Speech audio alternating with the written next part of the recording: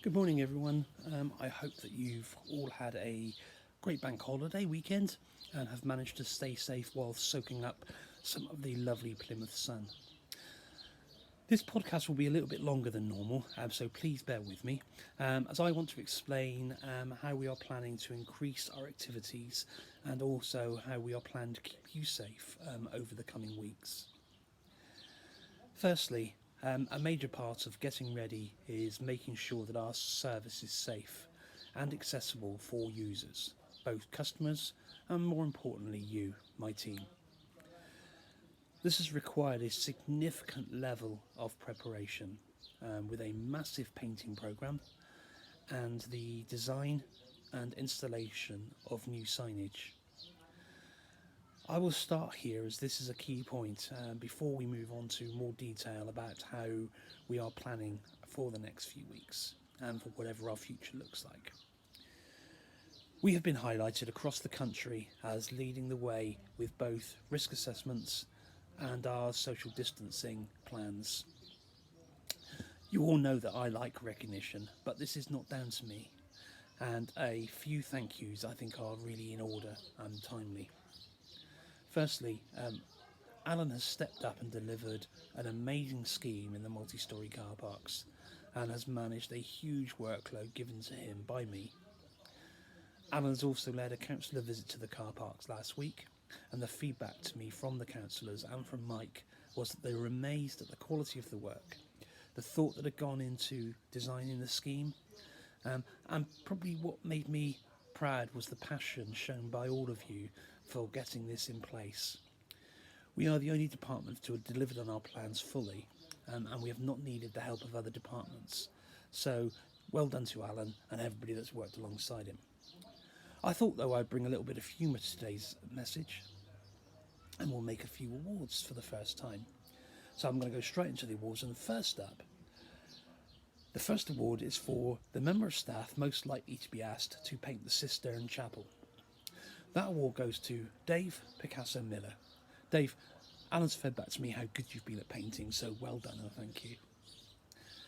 Our second award covers fashion, not something we're used to in parking, but that award goes to Phil Splashed Around Durant for his Jackson Pillock inspired trousers design. They are truly inspirational, Phil. The third award is focused around support. As you are aware, I'm all about supporting my team, supporting individuals, and supporting our colleagues, but this officer has gone above and beyond, and this award goes to Jerry. If I don't lean on it, it will fall over Manning for single-handedly, well, double-handedly supporting the pillars in the Theatre Royal. Thank you, Jerry, for keeping the car park safe. The fourth award is for innovation. This is supporting our rough sleepers, and that goes to Ken Can I Sleep Here Dungate for his innovative use of a parking bay for sleeping. So well done, Ken. The last award is the Leadership Award, and this one goes to Julie, it's not tea break time yet, Miller, for her strict management of the team whilst in supporting the painting. I would also like to mention our painting princesses, Jan Hames, Debbie McDonnell, Nikki Robson and Sharon Roberts, for all getting stuck in and bringing some quality to the team with the painting. So thank you for making it a great success. There are numerous other people I can thank, but I think that actually everybody deserves a big thank you. So thank you and well done. As you will know, we have been supporting highways, public protection, waste and marine over the period of COVID, and I think now is the time for us to pull back from that support and to start to prepare for moving to a new business as usual. We will be reinstating charges in our car parks and our on-street pay and display bays from the 1st of June. To ensure the safety of the public, all locations, with the exception of our multi-storey car parks, will be Ringo payment only. We have negotiated the removal of the 20p fee from the Ringo front for the customer to ensure that we are offering a fair option to them. The app and the phone line will be the only available option. In the multi-storey car parks, we will be having a card-only payment system. Signage has been developed and will be deployed shortly, along with machine corsets that will highlight to customers how they should be making payment via Ringo. These will be delivered and installed this week. Neil has done a great job in installing social distancing signs in our surface car parks to encourage and allocate safe queuing areas. So now we need to revert to a business as usual format for enforcement, and this is where you all come in and play a major part. All pay and display will become enforceable from Monday the 1st of June, and Ian is currently writing a new rota to ensure that we have the right teams in the right place at the right time to meet this challenge. We will also recommence residential permit enforcement. We have written to all care providers and key workers to highlight that they must have an NHS parking permit displayed in the car to be eligible to park in any location where there are restrictions, such as pay and display or a CPZ. Your supervisors will ensure you're aware of what this looks like to make sure that we don't miss any. You will all be provided with the correct PPE to ensure your safety whilst you're out on the street. This will include gloves and masks and should be worn at all times.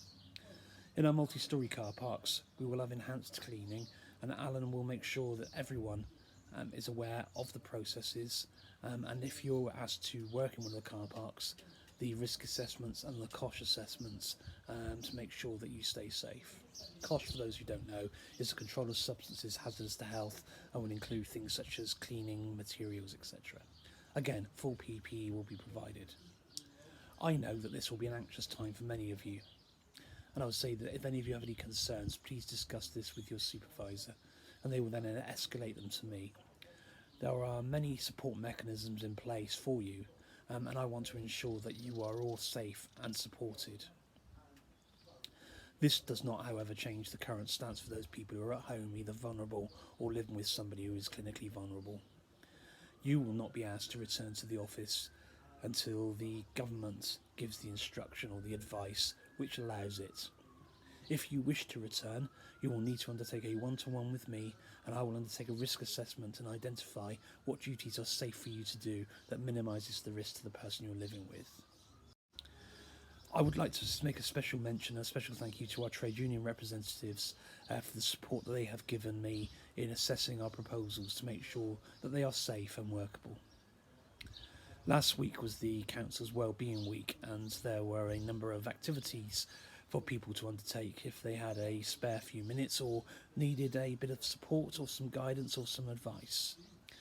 I am very aware that many of you are anxious about the return to work, normal duties, or have not seen friends and families for weeks.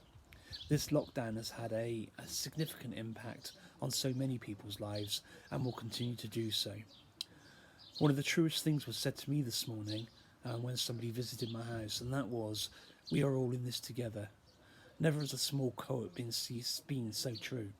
So if any of you need help, support or a chat, I am here for you. Just drop me a message or an email and I will arrange a time for us to speak and we can have a chat.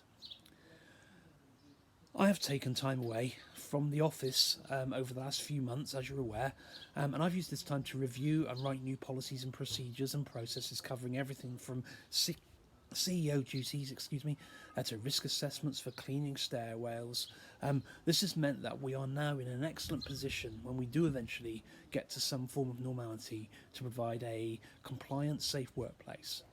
We will also be investing in more training, and in particular in our management of conflict and aggression, as this is a real key area for me over the course of the next few months. A few other updates. On Thursday this week we will finally upgrade the latest version of Rialto. This will enable us to go ticketless with IPS machines. It will also allow us to test all of the functionality on the proposed new handsets in order for us to provide a more robust service where you will potentially all get your own handhelds. This will take a few weeks, but we are moving forward with this as quickly as we can. At the same time, this week we will also be looking at the potential of allowing people to go straight out on shift without going to Western Approach every morning or every afternoon. I will again update you on this a little bit later and we'll need to consult with your trade unions. Well, that's all from me today. Again, I'd like to say a massive thank you, and most importantly, hope that you keep safe. Speak to you all soon. Bye.